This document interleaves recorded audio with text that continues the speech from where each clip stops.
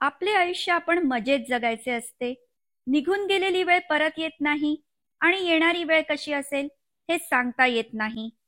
कोणी तुमच्याशी वाईट वागले तर ती गोष्ट तिथेच सोडून द्या. ज्याचा त्याचा स्वभाव असे म्हणून समजून घ्यायचा प्रयत्न करा आणि पुढे निघून जा. प्रत्येक जण स्वार्थापोटी नाते जोडत असतो आणि आपले काम झाले की आपल्याला रीतसर झटकून टाकतो.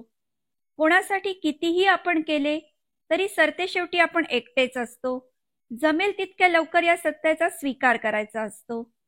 मित्र गरज म्हणून नाही तर सवय म्हणून जोडा, कारण गरज संपते पण सवय कधीच सुटत नाही.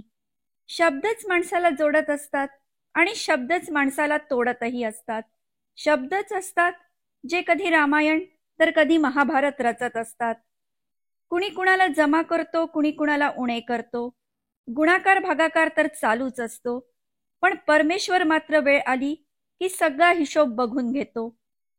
माणुसकी राहिली तर सगळे राहतील, नाहीतर जंगलात फक्त पशु उरतील. ज्यांना आपली चूक समजत नाही त्यांच्याशी कधीच वाद घालू नका. असे लोक स्वतःची चूक तर मान्य करतच नाहीत, उलट आपल्यालाच चुकीचे ठरवत असतात. मूर्खांच्या तोंडी कधीच लागू नका. जेव्हा आपले प्रयत्न संपतात तेव्हा खचून जायचे नसते. इतर कुणी मदत केली नाही तरी आपल्याला परमेश्वराची साथ असते. फक्त कोणत्याही परिस्थितीत स्वतःवरचा विश्वास गमवायचा नसतो. अत्तर सुगंधी व्हायला फुलं सुगंधी असावी लागतात आणि नाती निकोप व्हायला माणसांचे स्वभाव निर्मळ असावे लागतात. समोरची व्यक्ती गरजेनुसार आपली किंमत ठरवत असते.